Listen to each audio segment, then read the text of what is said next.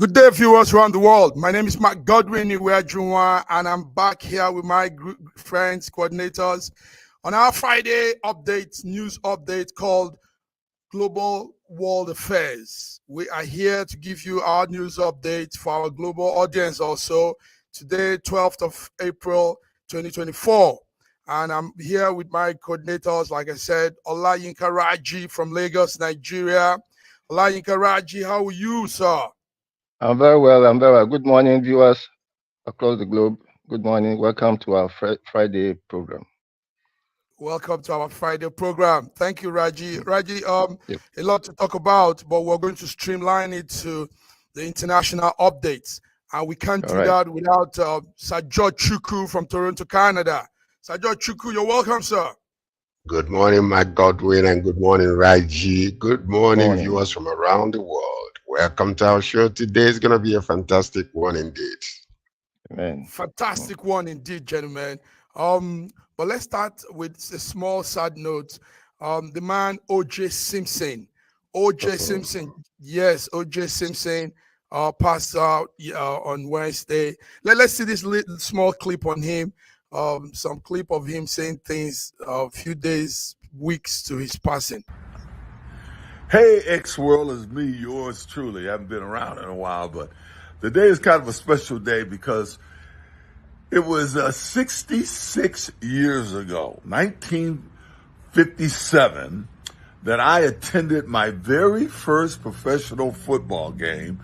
And that game was the 49ers versus the Lions in what was a playoff game, which is unusual because they didn't really play playoff games, but the way the season ended, they needed to play a playoff game to see who would win, I guess, the West. Hey, Twitter world, it's me, yours truly. Well, it was a pretty interesting weekend. It started off, unfortunately, USC losing to our arch rivals. Gentlemen, O.J. Simpson. O.J. Simpson was that controversial former American football star. He died on Wednesday of cancer, like the family said. And O.J. Simpson, we all know his story, too many controversial things. He was nicknamed the Jews. O.J. Simpson, popular athlete in the 60s and 70s. Let me start with George. George, I know you know O.J. Simpson so well. Yeah, we grew up with that story in America when in 1994 when the famous O.J. Simpson was accused of killing his ex-wife and the boyfriend, Ronald Goldman. And it was a very huge saga. It's one of those pivotal points in our history when the world was watching what was going on all around the world. And the nation was divided because the people that were involved and versus all the things that has been happening in the black community regarding putting black children in jail for simple marijuana and all those type of things. So the nation was basically, divided. And what happened was that, the case went to court, and we saw the famous Cochran, and then another one was the Kardashians. Their father was, one of the main, people, who defended OJ. And the famous thing, if it doesn't fit, you have to acquit. If it doesn't fit, you have to acquit. So that's what happened. But the story went on to the point where he was not found guilty, but was found guilty in a civil case for $33 million, which he didn't pay much of anything. But eventually he went to jail for 9 years. After 13 years, because he stole one of his memorabilia. So that's what happened. He came out of prison and has been staying in I believe in one of these cities. I think it was in what's the name of that famous city where you go and gamble? Las Vegas. Las Vegas. So that's where he was living. But he died of prostate cancer. But it's something that we need to really pay attention to. For men, we have to make sure that we screen ourselves regarding this prostate cancer, because he didn't survive it. He died at the age of 76, which to me is a young man. At least he should have stayed a little longer to enjoy his life. So that's what happened. So O.J. Simpson is gone at the age of 76. O.J. Simpson is gone, viewers, at the age of 76. But before we go on with the O.J. Simpson story, let's bring in our diva lady, Fiona Akanu from the UK. Akanu, everyone put your hands together. How are you? It's good to see you. Yes. It's a pleasure to be here this Friday morning. Nice. Beautiful. Welcome, Fiona. You make us shine good. We're looking better now with you. Okay. Raji, yes, OJ, Yes. controversial man, but there was something about him. His case was so controversial that he made 2 lawyers become icons. You know, George just talked about Johnny Cocker. Nobody knew Johnny Cocker until O.J. Simpson. Nobody knew the Kardashian father, the man that made these girls. You know, the whole family, the man that was the brain behind that family. Nobody knew them until O.J. Simpson's case, and the father came out as one of the lawyers. Now, the main thing in all of this is some people said he really did kill the wife, the ex-wife, and some people feel on Twitter yesterday they're saying he's now going to meet with her and they will be fighting. You know, so what was the take on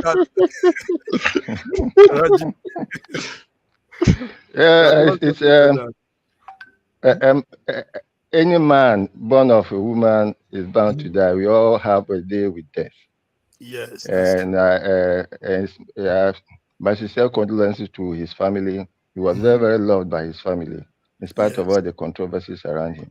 I remember the chase, when the chase, where he was being chased along the main road and all those things. It was quite interesting.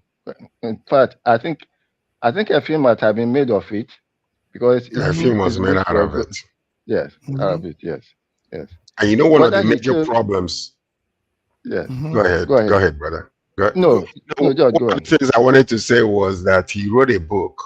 You know, the name of the book was "If I Did It," and that was, his undoing, because that book infuriated so many people that eventually the proceeds from that book went to the Ronald Goldman, family, because people were so upset. But also, one thing that I wanted to point out is he had to go to jail even for nothing, because they were looking for every excuse whatsoever. He dealt with a Jewish family and they did not forgive, and they don't forgive. That's something I wanted to mention. Yeah, go ahead, Raji. I'm so sorry. So yes, Raji, he went to jail, but not for the one that was actually the crime. You know, he went to jail for something. And we remembered, like you said, the chase. He took the police on a lengthy chase around the road of America. Yes, go ahead, Raji. Go ahead. He had to go to jail. He had to, for whatever reason. They had to find a reason to jail him, because it I mean, there was so much circumstantial evidence against him that if he had gone free, there would have been a serious case. In fact, I'm sure some people would have made it possible, would have gone after him and shot him. He had to be punished for something, for whatever it is, because all evidence pointed to the fact that he had the motive to have killed his old ex-wife and her boyfriend. He had to be something. Okay, let's bring in Godwin, Dr. Godwin Ibe from Moscow, Russia. Dr. Godwin, you're welcome to News Echoes World Affairs. Thank you so much for having me, Legends. Thank you, viewers, for tuning in. Okay. Good morning, Dr. Godwin Ibe, all the way from Russia. How is Putin doing this morning, by the way? I don't know, but I assume he's doing well, because he has the best hands and best people around him. Okay. Yeah, we'll come to Putin. Fiona, yes, let's hear how do you feel? OJ made these girls, they now celebrate in the world. OJ lawyer, the Kardashians' father, that was the entry point to this celebrated thing for the girls. How do you feel hearing OJ passed on So maybe we're angry with the case, him and Simpson, the ex-wife, and all the things that followed after. Tell us, how is UK copying that? I think the key thing is obviously somebody has died, so I think it's important to kind of express condolences for the family, which I think Sir Raji has done. In terms of the Kardashians, well, unfortunately, I don't know anything about them, so I'm not in a position to speak to that.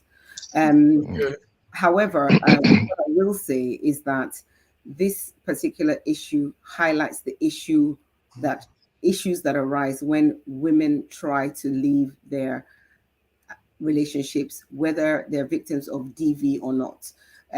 We've even had a case recently here in the United Kingdom where somebody who had said she wasn't interested in somebody anymore, he threw acid at her and her 2 children. So, I think for me, the key, in spite of all the drama and all the legend that this story has become, I think the bones of it is the fact that it is quite difficult for people to leave people who have a violent, destructive background.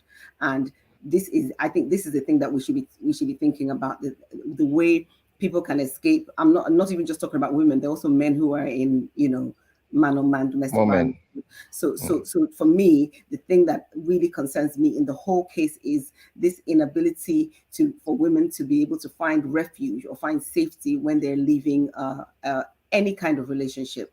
I think that for me, that's the key thing. So as much as there's been this is now a story of legend. We've talked about the race, we've talked about the commercial fallout or the commercial rise to fame of the Kardashians, etc., etc. But for me, that's not the core thing about this. For me, the core thing about this is when women want to depart from a relationship, can they just do it without having this fear of being shot, being killed, being stabbed, being thrown acid? That for me is the key thing that this has actually highlighted for me once again. Strong talk. Godwin, did Russia hear about OJ? Was there any news on that? OJ, the former American footballer, passing on. Godwin? Yes, it's usually reported in world news section, but it's considered one of America's issues. It's high crime rates and problems with migration and drugs.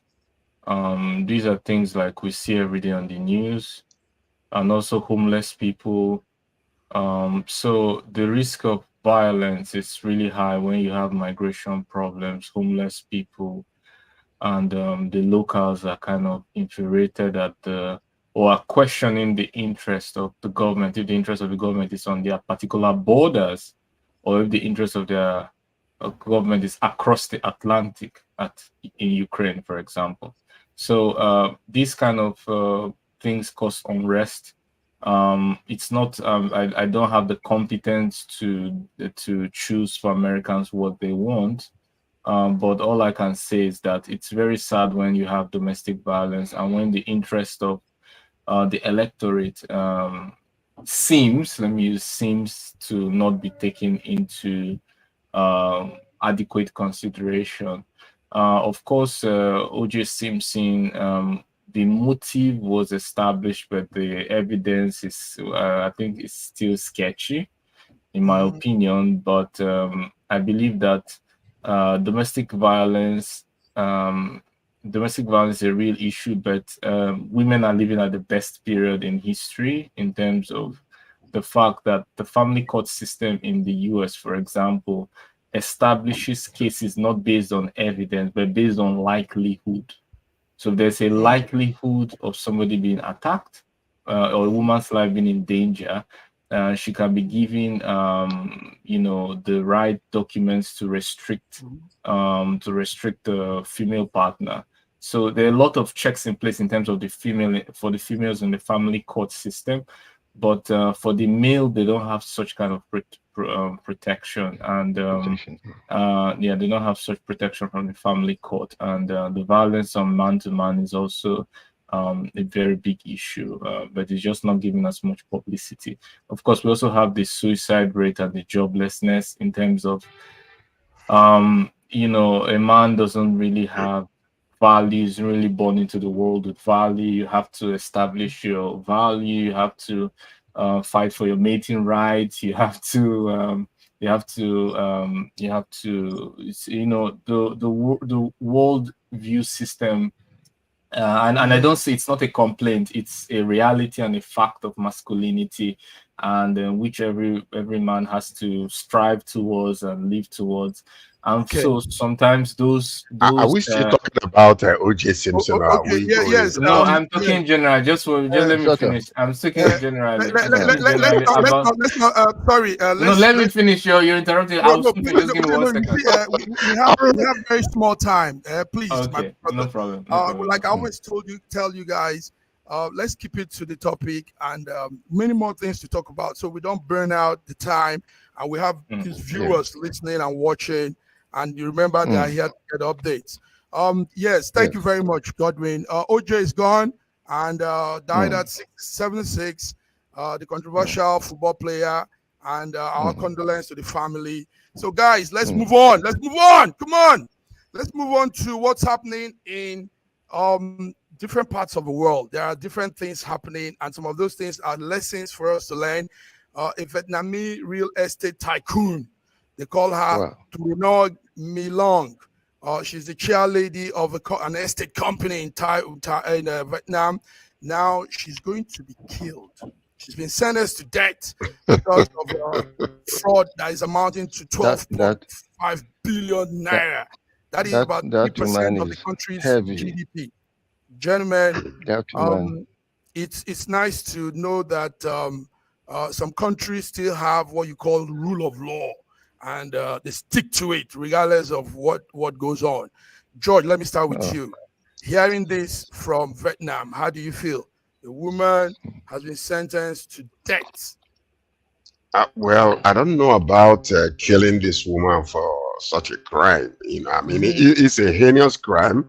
Trong My Long, that's her name. This is one of the greatest crime ever committed, according to them. And it's involving $44 billion. And she controlled this thing in 11 years, and quite a few number of people were also sentenced to life in prison, some 17 years or whatever the case might be. But I don't know about killing her. I mean, because of such a crime, the amount of money involved was incredible. And so my question is, some people that kill people will still be living, but a woman, just simply because that she committed a crime, in the real estate industry in its country, if you really look into this case very closely, it's almost akin to the same thing that is happening in the U.S. with the former president of the United States of America. The same kind of fraud that she perpetrated and succeeded is something they're accusing Trump of. And nobody dared to say that you're going to kill Trump or anything like that. So I'm not quite sure. I'm not trying to tell them how to live their lives in Vietnam, but, to kill her, give her a life sentence. Why are we killing this woman because she committed a crime? She didn't kill people. There are thousands of people taking guns and killing people all over the place, and they're still living. And then just because she committed a fraud, which in the U.S. they will consider to be a white-collar crime. Okay, George, that's what it is. George, you should know this. You should know that in that part of the world, that's what they get for such a crime. It's not just. I know. No, I'm not telling them. I don't think it's 104 boxes of items weighing about 6 tons, and all of these items were brought to court, and it's all traced to her and all her crime. Raji. Well, we know that that's what they do in those countries. I mean, it's not today. Philippines, Vietnam, Louis, all these parts of the world, even China. The list goes on and on. Burma. Go ahead, Raji. I believe that she has just proven to us that what a man can do, a woman can do more. Better or worse. Yes. Because I couldn't just imagine the humongous amount of money involved, up to is it 25% of the GDP of the country? Wow, she must be great. I don't think she should be killed. I think the government should learn from her to see how they can prevent such kind of fraud ever happening again. I think he shouldn't be killed. I think the government should learn from her. Well, it's about 3% of the country's GDP as in 2022. Yes. The money she took. The decision was made by some group of persecutors, and even the bank, the commercial bank that she took loans from, were also evidence. Dr. Godwin, before we come to Fiona, Dr. Godwin, you know these things happen, and these people know that it happens in their country. They all know, Chinese, Vietnamese, all of them know that the law for this is killing, but they still go ahead and do it. How come you know where your crime will take you to, and you still want to commit that crime? Dr. Godwin, are you with us? No, I believe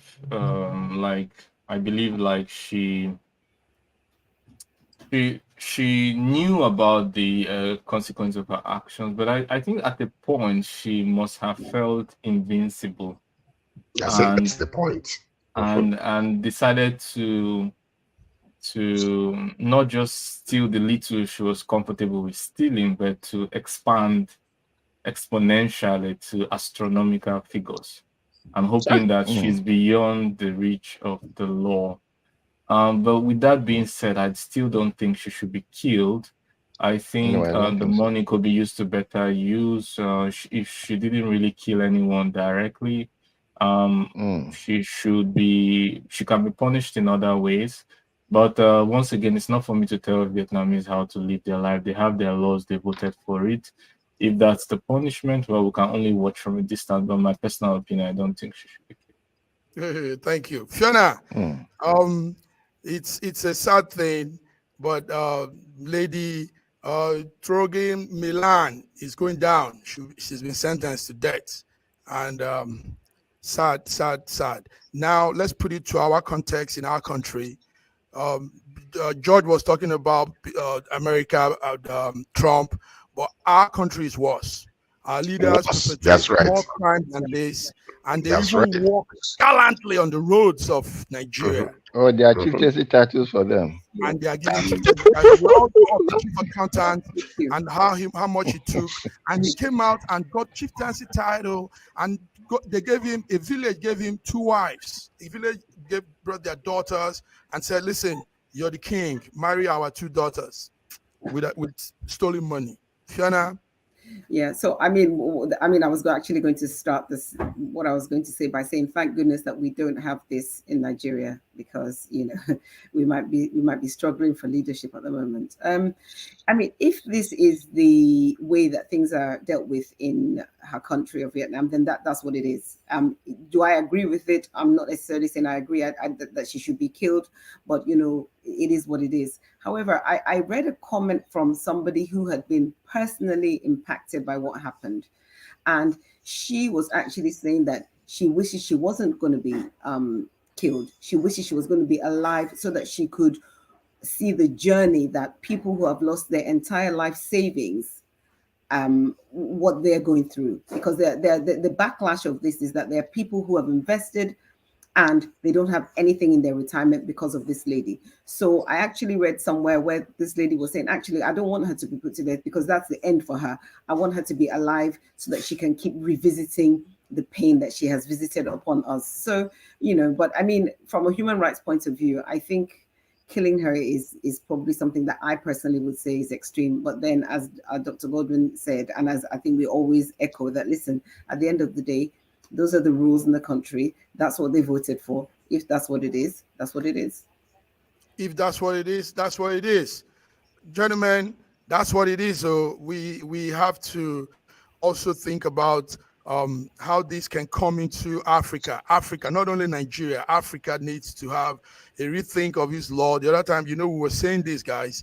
We were talking about how they could revisit some of these lethal injections, execution, and all of that in Africa, because a lot of people are walking away with heinous crime against humanity, and they walk away with it, and they even become kings in their community.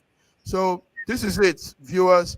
The lady is going down, 67-year-old Vietnamese real estate tycoon, Truan My Linh, chairperson of that company, has been accused of fraud amounting to 12.5 billion and has been sentenced to death for fraud. So let's go on with stories now. More stories on the line. Guys, we want to look into something very serious. We're all going to talk about this because in every of our edition, we bring in a social issue that needs to be talked about. And we're talking about suicide. Suicide, guys. The report came out yesterday that there's a rise in young people around the world committing suicide. It's in Africa, it's in Asia, it's in America, it's in Europe. Young people are committing suicide. Reasons we're giving, but let's hear reasons. Let's hear from you guys. Let me start with George. Suicide is in the increase. People are killing themselves. They are hopeless. Boom. They go. No, we've come to a place in our society around the world today where people, just, I mean, the system is basically, dividing people. The way things are these days, you see a young person, in a family. You know how we used to live when we have that communal type of living. You go to school. Your parents go to work in the evening. Everybody stands together. Come together in the evening. We have dinner together, and then after that, we watch TV together. These days, it's no longer that way.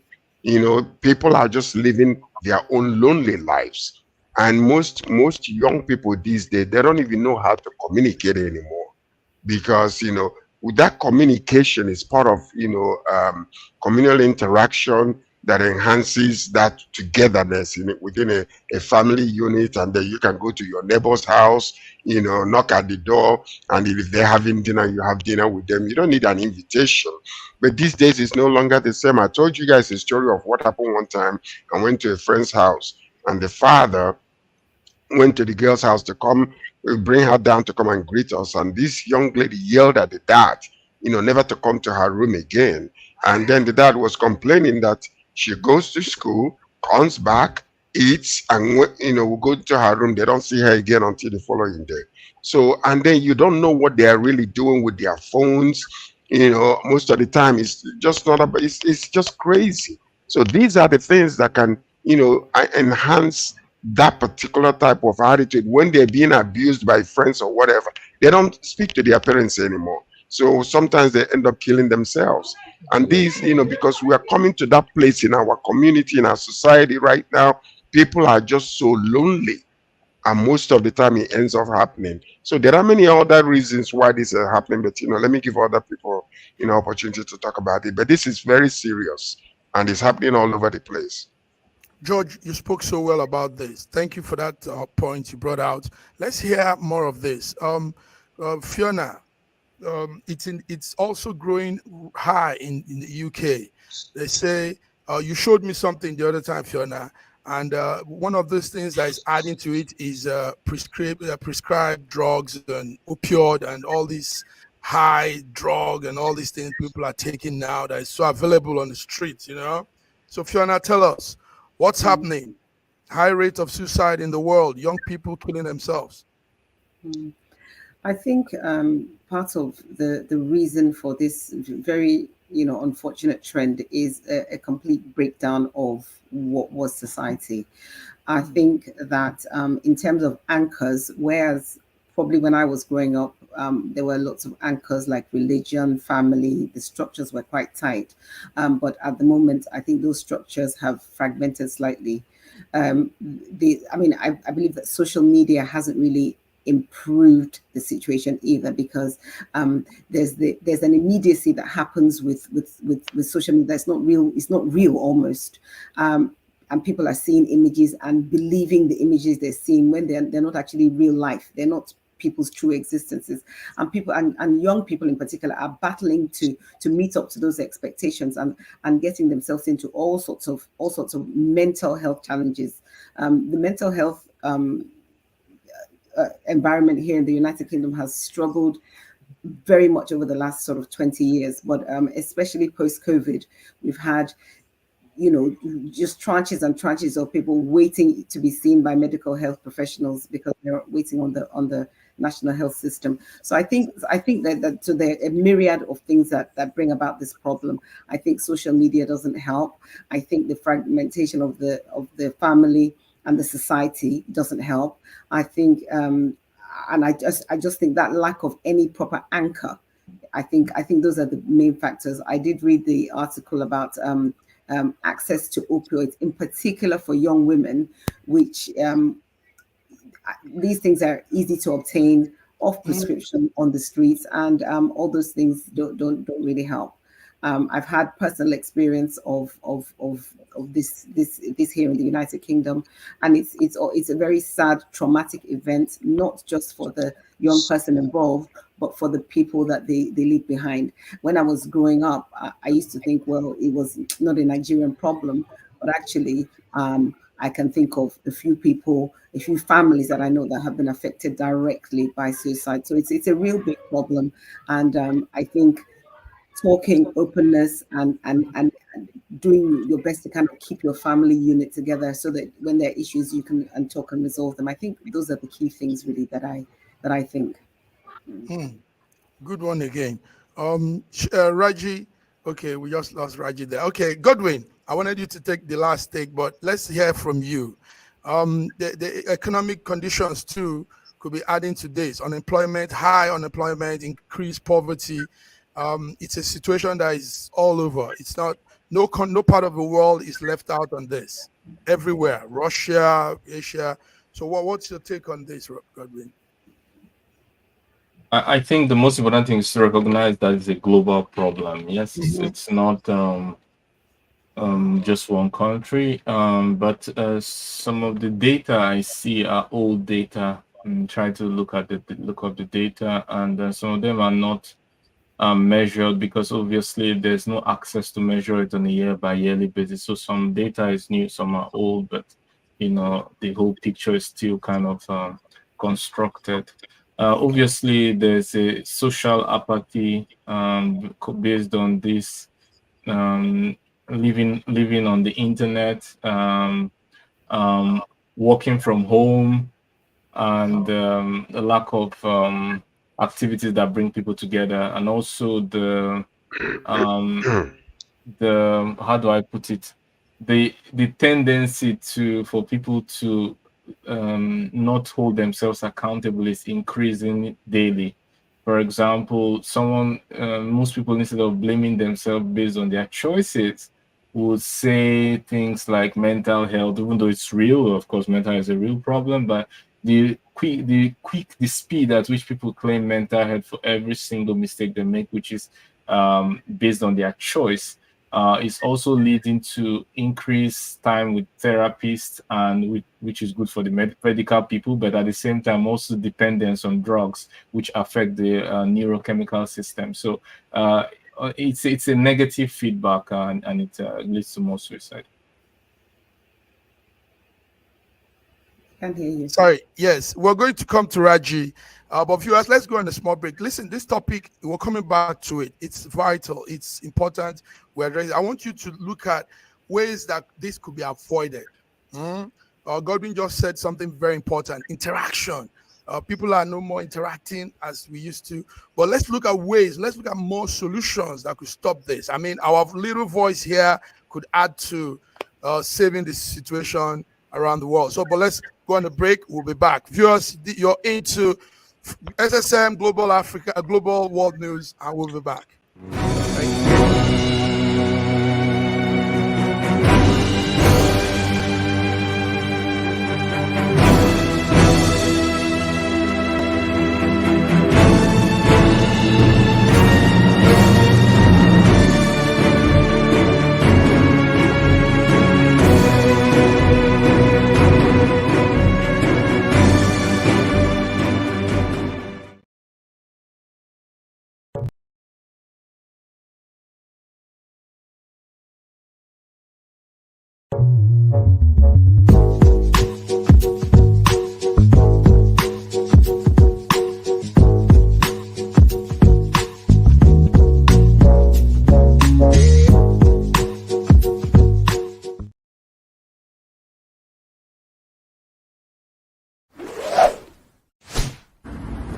A year ago, I wrote a book titled The Final Solution, and I was trying to say to the rest of the world that there are challenges ahead. Now, a prophecy did come, and that prophecy is coming to pass. But I'm telling you, the final solution has been found many years ago in the Bible, because the Bible simply says righteousness exalts a nation and sin is a reproach to the people. So I want you to know that we can get solutions to problems in Ukraine, in Russia, in Nigeria, indeed all parts of the world. We need that solution, and the solution is straightforward. Please get a copy of my book. It's the Final Solution by Bishop Shegun Johnson, and you can find it in Kindle, in Amazon. Just type Bishop Shegun Johnson, The Final Solution. It will come. It's very, very small book you can read within 2 hours, but it contains the final solution. Do get a copy. Not getting it is doing disservice to humanity. Don't forget The Final Solution.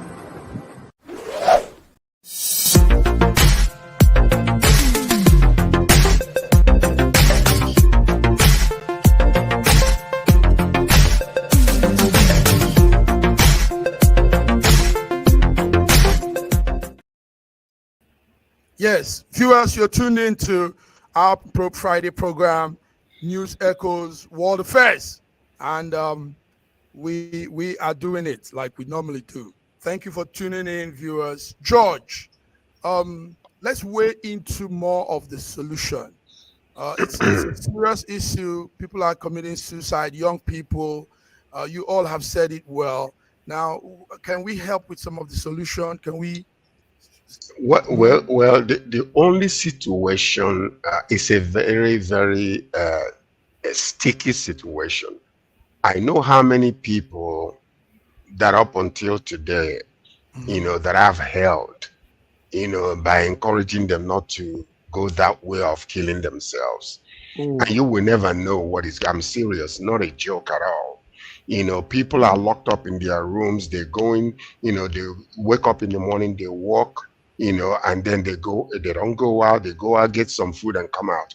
All of a sudden, the normal things of what we used to call the social interactions are no longer it is. If you go to, looking into the statistical analysis of all of this, you see higher rates like in Lesotho, 87 point something % of the people are committing suicide. That's it. Then it's amazing. And then you're asking yourself, why is that so? Even in Africa? Can you imagine that? And it gotta be something, it must do with something with the economic situation where maybe a man, that cannot see a way to feed the family and then want to take the path of least resistance. Then you come to the profession where, can you imagine that the profession where more people are dying is even psychologists and this, psychiatrists? Can you imagine that? These are the people that are supposed to be helping people, and then yet they are the ones that are killing themselves the most. And why is that? Because they're not able to interact with others. They feel like, I'm a demigod in this situation. They absorb all kinds of mess from people, but they don't have an outlet. You see, why do you think that men die more frequently than women? It's because of communication.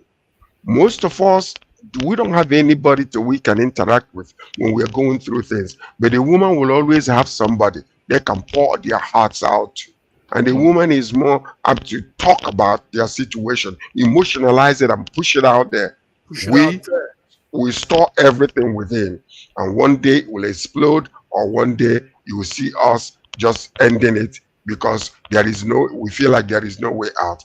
But the situation is, I think the major solution to this, social interaction, openness, the willingness to be able to communicate, find what you call an accountability partner, somebody you can pour your heart out to, a non-judgmental individual that you can pour your heart out to, review yourself to, and let it out there. And that's the reason why, today, even the youth, when you want to communicate with a youth, once you go beyond how you doing. They feel offended. They feel like you are, just trespassing in their own space.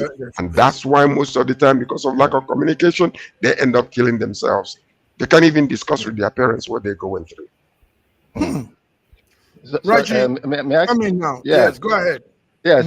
I listened to George, and I want to address something George said about men finding it much more difficult to discuss their issues. You see, it's most unlikely that a man will discuss his issues with the cause of his issues, which is the woman. So okay, it's a simple fact. Because, but then talking seriously, society has been so fragmented that the usual social cohesion that used to keep people together has been broken. Now, whereas while we are growing up, we could find answers from our parents. Our children find answers with Google or with Wikipedia, so they don't come to us. So when they have any issues, they discuss among themselves among the social media. You see? So that communication we have to, and then it has to be built from birth. I made it a point to be having discussion with my children, especially on very difficult issues that concern them. But look, find it easy to come to me. When you come to me, I have a listening ear for you. Please come to me with any issues that you have. I will not blame you. I will not judge you. I'll talk to you one-on-one. Wow. The moment that communication link is broken, the children will be finding succor somewhere else. That's it. It's very, very unfortunate that the rate of suicide has gotten so up. It is also because people are losing hope. Hope springs eternal from the human breast. When there's no hope, there's nothing anybody can fall back to. So it's a combination of so many things: social bonds being broken, being shattered, people being individual silos of individual silos where they find all their answers in silos, which are different from which are remote from other silos. And therefore they come to a point where they think that, there's nothing else for them to do other than to die. As I'm sitting down here, even natural death frightens me. So I can't even imagine myself going to commit suicide. Thank you, Reggie. You said it so well. Let's come to Fiona. Fiona, the numbers are really going high, and me and you talked about some reasons earlier on. Economic conditions, like we said, also people losing hope, like Raji just said now. Fiona, what do you think? I think what the gentleman that spoke before me, Sir George and Sir Raji, I think what they said is really the key thing, being able to have these open conversations. I know, and I'm going to speak to the Nigerian Black demographic. I know that things like suicide are a taboo and we shy away from it, or there's mental health issues, we shy away from it. I've heard of people saying, their children need medication because maybe they're ADHD or manic depression, saying, well, no, they're going to pray about it. I think it's really important to be able to have these open conversations. As a parent, I can tell you from personal experience that the kind of conversations that my daughter brings to me sometimes, I don't know. I actually don't know what to do, because she's telling me stuff that I could never in my right mind have said to my mom. But and the work in that for me is remaining completely straight-faced and non-judgmental, not because I'm happy with what she's telling me, but because I need her to be able to speak to me. So I think that's part of it. And that constant conversation, sometimes my friends will have, when the kids were a bit younger, they'll have gatherings for the kids and they're not allowed to bring their phones, because what used to happen is they'll all get together and they're all on their phone. So they're not paying attention to each other. They're not having a conversation. They're sending each other texts in the same room, those sort of things. So I think that ability to communicate and also to find answers completely outside of this social media experience, be it the World Wide Web, etc., being able to talk to people so that people are able to help you with bringing out, because none of these things are really the end of the world. I think we spoke a couple of weeks ago about the young boy that went to my son's secondary school that committed suicide. And, when it gets to the crux of it, nothing is really that bad.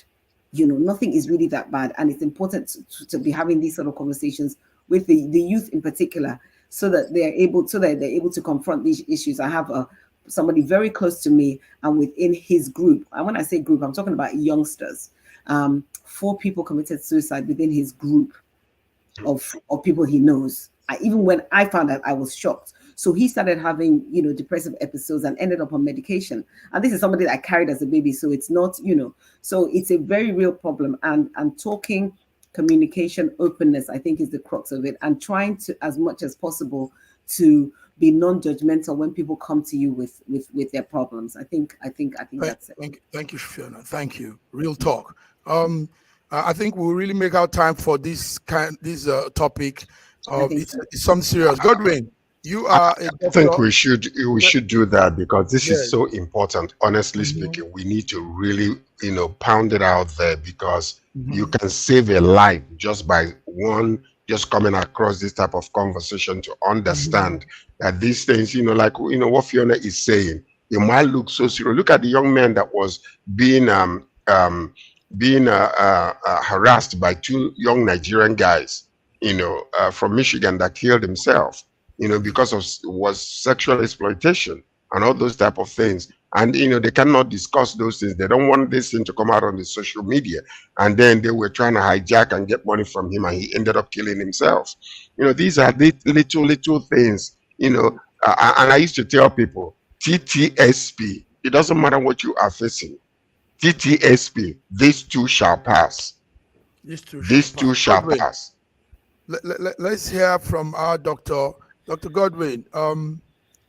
It's crazy. Yes. Yeah. Let's start with the causes. I think I started it, but let me just put them into categories. Like the first category, which we know, is the mental health disorders, bipolar, anxiety, post-traumatic, and all of that. But then there's also the biological aspect. So if there's a family that has depression, and there's a very high likelihood that many people in that family also have depression and suicide. So it has a biological component. Now, if we take those two apart, biological, mental health, we have the life events and social factors. So life event, traumatic experiences and all of that, exploitation, abuse and all of that. And then the social factors, who do you have around you? Who can you talk to? Who supports you? And all of that. But in this, I want to highlight the uncommon, unorthodox things that causes high suicide. Number 1, single mothers. Single mothers are the big causes of suicide. There's a significantly, multiple research have been performed. There's most of the psychopaths in the society are raised by single mothers. So also most of the suicide people who commit suicide are by single mothers. And then you will say, why is that so? Because being judgmental is also good. It teaches people how to take accountability. Instead of being judgmental to the point that you want to destroy someone, there should be a room and allow people should be trained to accept constructive criticism. And that's the reason what single mothers do not do. Why do men don't always tell themselves? Because if you tell a man your issues, your problem, or your failures, he will judge you. Say, man, you messed up. You did, how could you do that? You're so stupid. But when girls talk about their issues, it's not you, go girl, you're better than this, yeah. And that's the kind of conversation they have, which is social, some kind of social support. But it removes the accountability, and when you're without that social support, you're left out in the open. So it's and then firearms is also a leading cause of death in places like the United States. They have to kind of reach a resolution. Does everyone have firearms, or firearms should be removed from everybody and given only to special people? I mean, it's a fight between Republicans and Democrats, but they have to kind of reach a resolution on that. on which way forward. But you cannot have a lot of people having arms without everybody not having it, or nobody has it and only the police have it, and make the laws very strict so that they don't get it. But you cannot have in between, because there are lots of people who can use it. Sorry, can I go speak to something that Dr. Godwin said? Sorry, I just need to revisit it quickly. So you said something about the judgmental aspects. I just want to speak to that quickly. So when I talk about judgment, I talk about the things that certain people, I'm not, casting aspersions at anybody, that certain people feel are unorthodox. So for example, I believe that somebody that committed suicide did it because he didn't want his parents to know that he was gay. So for me, I don't think that, because you said about being judgmental, of course, I think at the right time. So if my daughter came and said, well, I tried crack last night, it's not something I would say, oh, that's a fantastic thing you're telling me. Absolutely not. That's not what I'm advocating. So please don't misunderstand. But I think that when a child is suffering with things like, oh, I don't know, thinking that, they may be, homosexual or whatever the word is, that I think that there is a way that this needs to be tackled, instead of somebody taking that internalizing that as a problem and leading to this sort of thing. So that's what I'm saying. So I'm absolutely never going to advocate that somebody's doing the wrong thing and we pat them on the back and say, oh, you go girl, or well done my daughter for doing the wrong thing. Absolutely, categorically, I would never align with that. Thank but you. I'm saying that. Thank you. That's what I'm saying. Thank you, Fiona. Okay.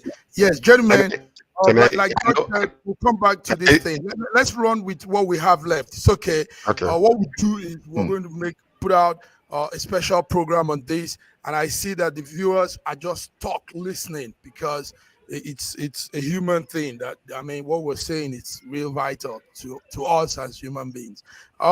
Let's go to some current affairs again now. Ukraine, Russia updates. Godwin, yesterday we saw what you call a key power plant in Ukraine, in Kyiv, being blown up. And the story is Russia did that. Is that true? Godwin, can you give us update on that? We saw that thing.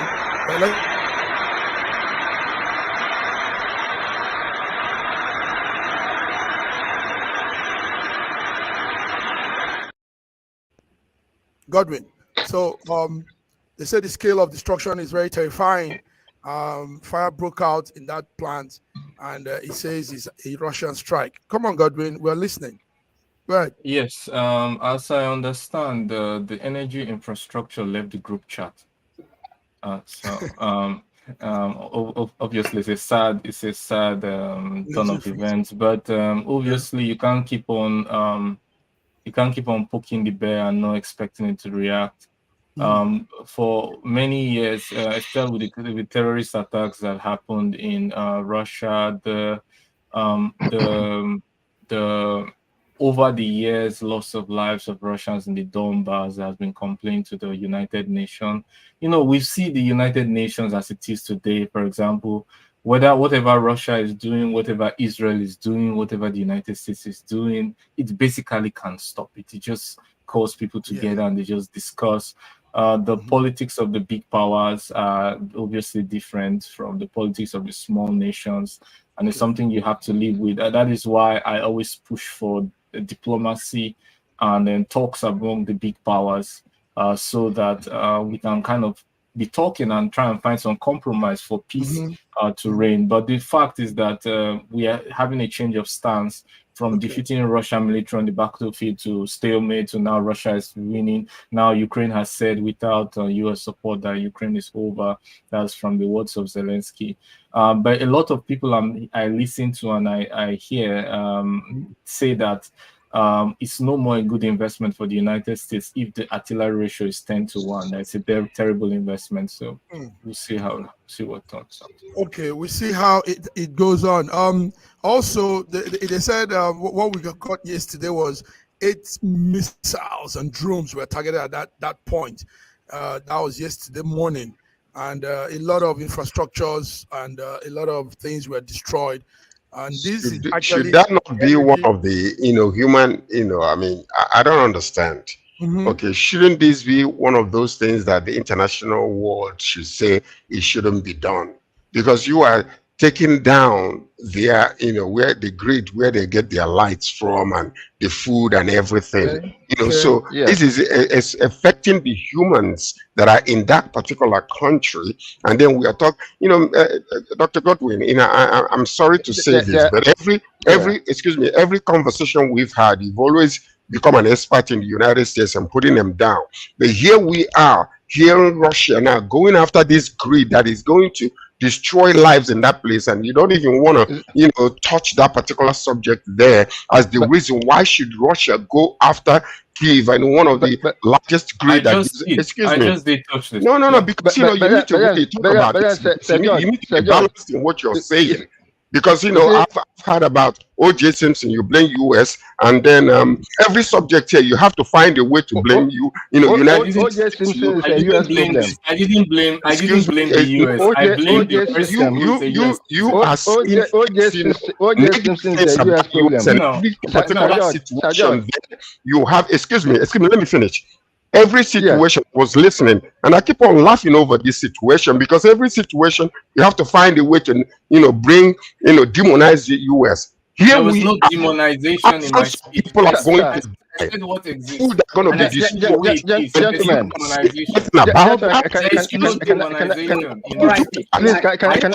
I come in? Mr. Mark, can I just come in? I always condemn all violence and promote let's hear him every single time.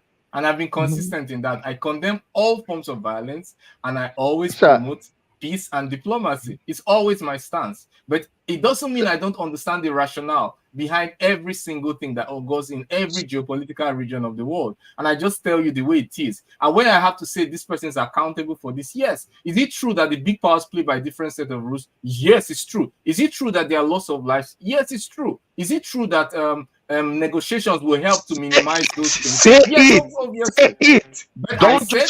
Don't scale over it. Because when I tell you, if US is doing anything wrong, I will bring it up. If you didn't listen, it's on you. But I said you do is, you scale over it.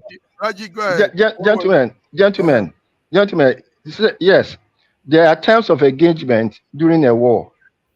There are terms of engagement. I read about 2 weeks ago, Ukrainian attempt to bomb a Russian power plant. And I said, look, if they go that far to bomb a Russian nuclear power plant, they are putting themselves out for trashing. Because if there's a war, there are terms of engagement. You should, as much as possible, not go after those areas that will cause more hazard to the general public than to the soldiers you are facing. Okay. So I'm not surprised actually that Russia has to bomb that infrastructure. Are you condoning what Ukraine did? Are you condoning what Ukraine did? No. I was actually warning Ukraine that they are going to use 1 shilling to borrow $10. Because they are going to be in a case for trashing. If you attempt to bomb a nuclear facility in Russia, there's been lots of power plants that have been bombed in Russia. The Crocus City terrorist attack every day, even as we spoke today, there were drones that were fired in Crimea, in Belgorod, in Rostov. Today, drones were fired at civilians. There was use of phosphorus, a chemical weapon, in Donbass by the Ukrainian side, allegedly, and I'm using the word allegedly, but I saw videos, but I'll just use the word allegedly. So there's chemical weapons, there's drones attacks, there's damage on oil facilities occurring in Russia by Ukrainian drones. Have you condemned any of those? What I'm saying is that I will condemn them. I condemn all violence. You're saying it's an allegation. You should not be afraid to condemn when lives are being lost because of this kind of action. Look at the Reggie talking about Ukraine. He will not condemn what happened in Russia. I mean, where are you guys coming from? Why would that? Yes. If something when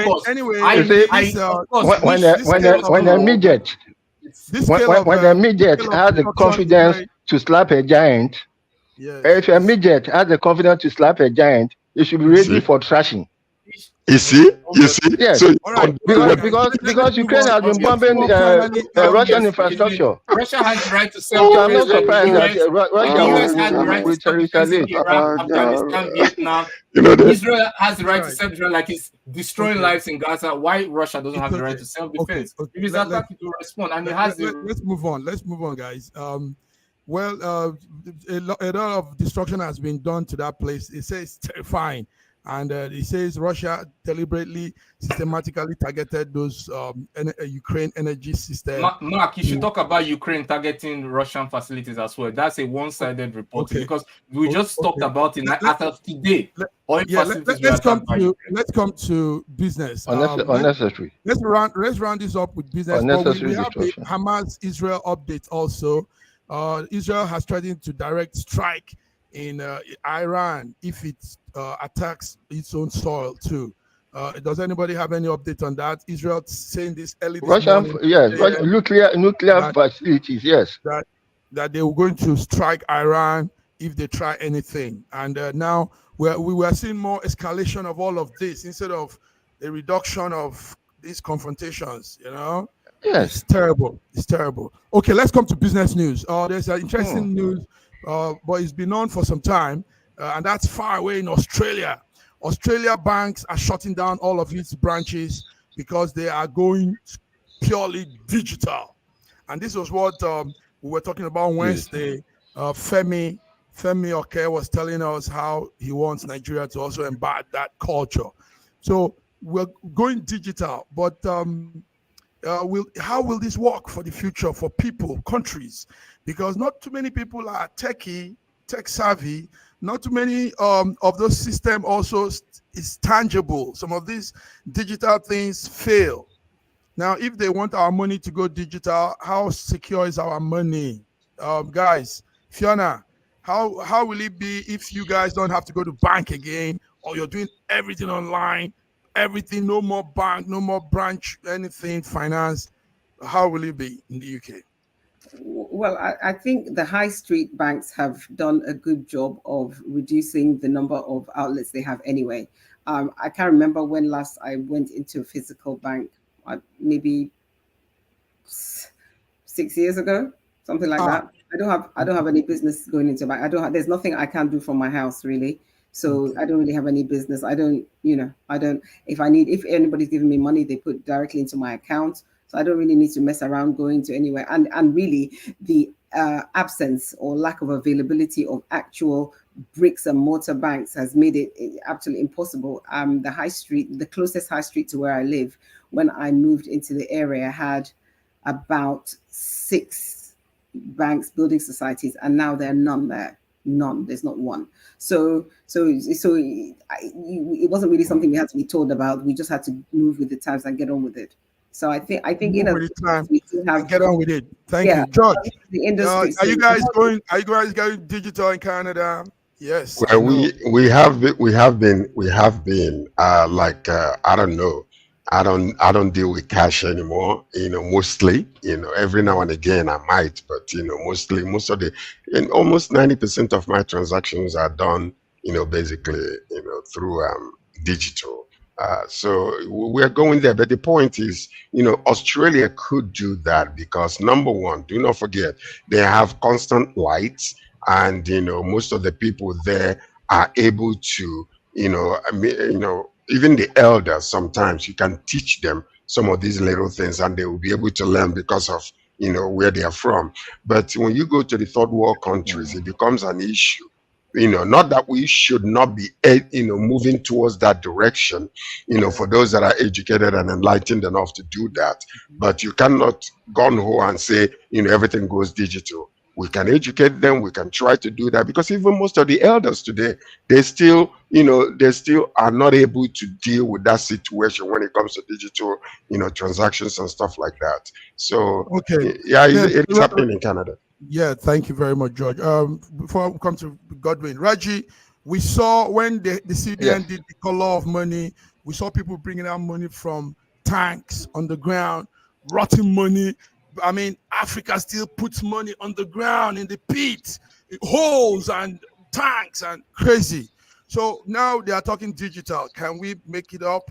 Can Nigeria, can Africa meet up and go digital? Make ease of money flow. You can't just jump into digital in our circumstance. We don't have the infrastructure. We don't have the infrastructure. And you see, when MFLA attempted it, I don't think he attempted in good faith, because there's no infrastructure whatsoever, and there's no way I'm going to buy peanuts from the woman down there, and we'll do transfer, and she will go to the house man who brings his products to the market, and we'll be doing transfer. No, we don't have the infrastructure. We don't have the culture yet. It's something that we have to develop. Now, a lot of people accept transfer. We are just building on that. We can't just jump into it. There's still a lot of things.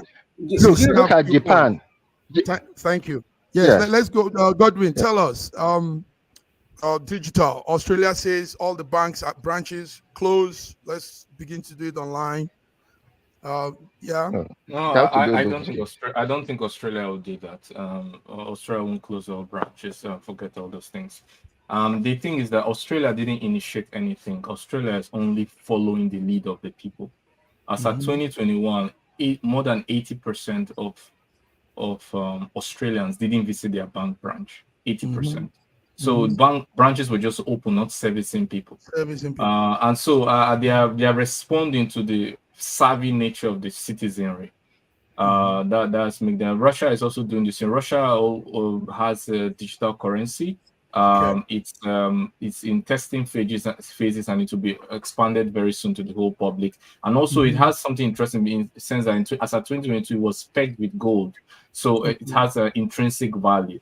And Iran, Russia, a lot of countries are now trying to come together to form a digital or regional currency that is backed by gold. And it's also President Putin has also signed the digital currency into the tax code, so you can pay tax with digital currency, and also you can use digital currency for settlement of foreign trade settlement. That's for evading sanctions and for paying for things that are abroad. So it's legalized. And you can obviously we also have parallel import and other things. So Russia is really ready. That's why the sanctions don't really affect us, unfortunately. Okay, good one. Beautiful. Just a point. When you look at the distribution of population in Australia, more than 90% of Australia is uninhabited. The people of Australia live along the coast, and it's a very few areas, so it's easy for them to control to start digital whatever they want to use. Okay. You have to look at the people of Australia. Guys, we're breaking out. We're breaking out. So can I ask Raji something, please? Our time is yes, please. Raji, why are you blaming MFLA about the coloring of our money when it was Buhari who mandated him to do so? Okay, yeah. No, guys, let's break out. The devil is in the details. Please, it's in the details. Yes. Something happened yesterday. Let's just say, put our condolence out. A former minister of Nigeria, Ogbonnaya Onu, he was a politician, an author, and an engineer, died yesterday. He was the first governor of Abia State, and during Buhari's time, the Minister of Science and Technology. He passed on yesterday, age 70-something. I can't get that name now. 73. Yes. So you all know that SSM stands for Unified Nigeria, Great Nigeria. And when news like this come in, we want to send our condolence. George, go ahead. Yes. Do it on behalf of everybody. Tell us. We extend our sincere condolences to the family. And then we hope that the Almighty God will, just strengthen you guys in these days of mourning. And we are proud of what the contributions that the man made around, within our communities and especially in Abia State. But also, in doing this, I don't know, there's news about this actor, Pope. I don't know whether it's true or not. Yes. Is it true that he finally died? Is it true that he finally died? Announced, Yes, Okay, so it seems so. Okay, so we extend our condolences, because there are two others that, fell with him. We don't know what happened, what their fate, is, whether they died also. So our condolences to all the families that are involved in this. It's such a sad story. And then also, like, I think somebody was saying something about why would they be going into the water without, safety equipment? Okay, I think it was Dr. Godwin that was saying that this is something that we need to ensure that it is done, because lives could have been saved if these people were wearing their gears, safety gears. So let's continue to do that. And life jackets, Guys, this is it. This is it. You've all done it. Today, Friday the 12th, we've put it out on our Can I add something? Can I add something? This is sad humor. I don't know what to say, but like Orwell Animal Farms, all animals are not equal, even in death. We don't hear about those two people who died alongside the young Pope.